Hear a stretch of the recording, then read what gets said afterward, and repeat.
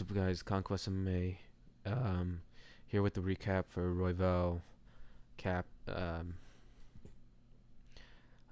last fight night for the year, and for 6 weeks, we are not gonna have a UFC event. It's gonna feel like an eternity. Um, personally, I'm gonna try to find other uh combat sports to dwell into, or maybe get like a new hobby or some shit, I guess. Let's get on to the main card. Brandon Royval versus Manel Cap. I didn't make a picks video, but I thought Brandon Royval could implement more of his grappling. No, he got scorched in the first round. I I don't know what to say about this. Like, this was just disheartening to see. I'm a Royval Glazer to the day I die, and it sucks to see him go out like that. And yeah, it's over. I don't think I had hopes that since Pantoja got injured, and if Royval were to beat Manel Cap, I think if they were to go ahead and schedule Tyra versus Van, Tyra would deal with Van, and then Royval could fight Tyra for the second time, or Royval could fight Van for the second time, right? If he jumps Tyra for the title shot. Um, Manel Cap should be next in line for the title shot. He beat the guy that beat Tyra, and he dealt with him. Uh, yeah, Manel Cap probably is on steroids. He has gyno, whatever. But I will say this: I think it's just a stylistic nightmare for Royval. These short, stocky boxers, counter strike, counter boxers. I just think it's you pair on the steroids with the stylistic nightmare stuff.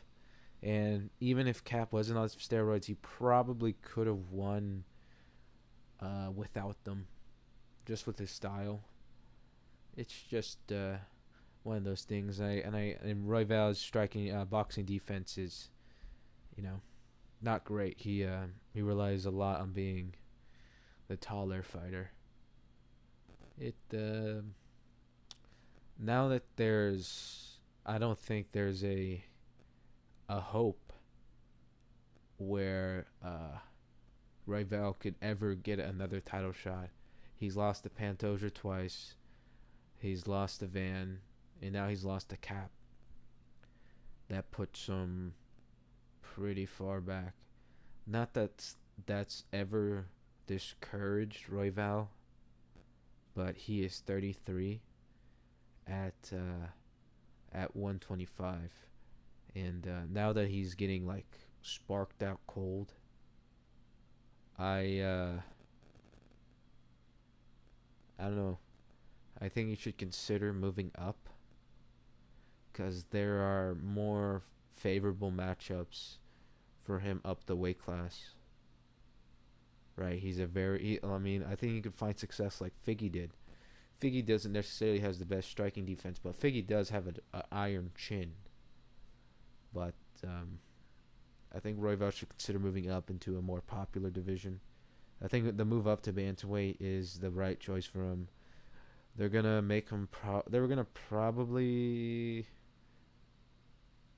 probably gonna match him up against like Asu Amabayev, which is a winnable matchup for him. But like, what then? It's gonna be a long road to the title if he sticks around at 125, where I think he could, start to move up into another division, since he's getting on with age, and the weight cuts are getting harder as he's getting older. And I think he has a good frame for one bantamweight. For Manel Cap, listen, I think Joshua Van may be like the worst champion. Yeah, I think he is the worst champion. Not because he's like bad or any skill set. It's just that we don't know. We're just there's so many uncertainties about him. We like we can't definitively say he's the best flyweight in the world. His grappling hasn't really been tested all that. He listen, I don't buy into the whole power puncher thing. I don't even think he hits hard. I think he's like it's more of a, a accumulation. I think he's more like a Holloway. Right? He just accrues damage on you. And honestly, I think in his first title defense, I thought he was gonna lose to Pantoja uh, before the freak injury. I think he's gonna lose to Tyra if they fight, and now I think he's gonna lose to Manel Cap if they fight. He quite literally is the worst champion in flyweight history. There's no way. There's no two ways about it. When people saying Joshua Van by TKO, I severely I was so doubtful. I was like this guy against like Pantoja who has the hardest chin, and I still Pantoja's out on injury and his presence is still felt. Right, Pantoja is the flyweight go, even though if he doesn't have his belt, like we can just say like, oh, that was a freak injury, a fluke. You don't drill that, right? You don't fucking drill that, bro. Who game plans for that? You don't game. It just happens. It is what it is. It's no one's fault. But Joshua Van's in trouble. He's in real trouble. I think Tyra could finish him, and I think Manel Cap could probably knock him out. But I think Manel Cap is probably the easier matchup out of him and Tyra. I think Manel Cap. I think Joshua Van could have more success against Manel Cap opposed to Tattoo or Tyra. I just think Tyra is so fucking strong. So is Manel Cap, but he doesn't really grapple that much. He's better, like his defensive grappling is really good, and this gives more credit to Horiguchi since he has a win over Manel Cap. He submitted him, in fact, and this gives credit to Pantoja. Pantoja fucking was striking with Manel Cap, and I don't know if that was before the steroids or after. Manel Cap was like going to war with a short notice, uh, flyweight unranked jobber, that Santos kid, and he was, you know, having close fights with Muhammad Makayev. They should just bring Muhammad Makayev back at this point. Two of my favorite flyweights, they're not even like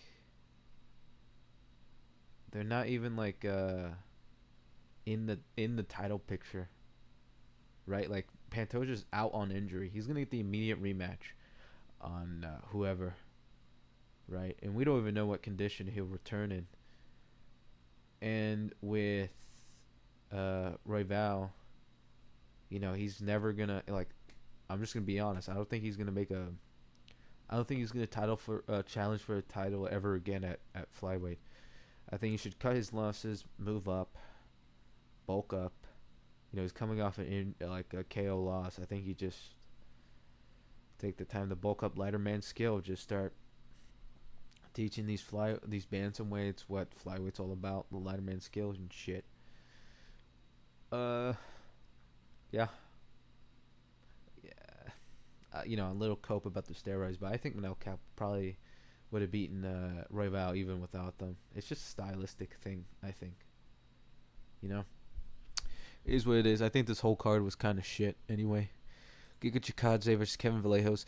Giga Chikadze was doing pretty well until he decided to start taunting Vallejos. He shrugged his shoulders and a second after he ate a spinning forearm. And then he got dropped and TKO'd. Yeah, Kevin Vallejos is good. Kind of crazy. He's rising through the rankings really quickly. dude, these fucking young fighters, they're rising up. This Olajanchuk, this guy's boring. That was like probably the worst performance you could ever have in your debut. You're not going to be in the UFC standing. Granted, every like even Roman Kopylov had to grapple fuck Cesar Almeida, but at least Roman Kopylov stood and struck with him for like the first round. This was boring as fuck. Makes middleweight look like shit. Mikel Acosta versus Morgan Charrier.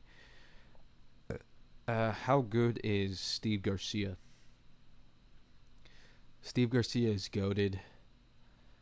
Um, his resume is aging well. We are the dark horse of featherweight. We are going to KO everybody. We are walking everyone down, and we are KOing them. Kenny Nishijika versus Marcus Buchecha. Um, you know, people talk about how like the fat heavyweights are dog shit. Uh, it's just heavyweights. Heavyweights suck. In the most respectful way possible. They like it's the worst of mixed martial arts. Don't watch it. Bobby Green versus Lance Gibson Jr. I think it's funny. It was a split decision. Bobby Green, I thought he won every round. To be honest, you can give one round to Lance Gibson, sure, but you could not give two. This guy really, he didn't do much. He just backed up the whole time. He didn't really. Yeah, I don't know. I wish he implemented more head kicks and calf kicks to make Bobby Green raise his hands more or damage his foundation, but it is what it is. It was okay. Jordan Breeder versus Isaac Thompson. Uh, Jordan Brito is not as good as I thought. Isaac Thompson is a short notice fighter, and he looks smaller compared to Brito. Like Brito has a very thick torso, but Isaac Thompson looked like I thought he was a bantamweight when he walked out. You know, he's only like 2 inches taller than Brito, but he was lean. Like he was not too big. I thought he could have like been a bantamweight, but maybe he is a featherweight. Isaac Thompson kind of made Brito look like not good in the first like round and like the first half of the second. That's how Brito kind of worn on him. He kind of had to smudge him to beat him. I don't like that. I don't like that at all. Fucking stupid ass UFC website. I fucking hate this shit. What is this? I don't want to look at Steven Asplin twice. Dog shit. Neil Magny versus Yaroslav Amosov. Former Bellator welterweight champion. He could shake things up at welterweight. Submitting Neil Magny in the first round. That's pretty impressive. Fair play. Great. Neil Magny is the welterweight goat. So Steven Asplin versus this guy. Shit. I think Asplin could definitely be like the king of the blobs. Like I could see him breaking like Martin Buday, but like, fuck, he does so much damage. I mean, he hits hard. He's like Holloway. He's maximum Holloway. We used to call Joshua Van like minimum Holloway, and now we call Asplin maximum Holloway. That's like if you put the weight slider on like on the Holloway model, you just put it all the way up, and then that's Steven Asplin. Yeah, he's fun. I love cardio. I like endurance athletes. They're fun, and he's flabby and shit. That's cool. Uh, yeah, he'll shake shit up. He'll break guys at heavyweight. It's not too hard. His cardio is like a gift, and he seems to be durable. But his chin worries me. Not really. It's heavyweight, It's not a matter of chin. It's like a matter of like these guys weigh like 260, so they can crack. Alan Fry Jr. Versus Gilmore Pat. This fight was boring too. Alan Fry Jr.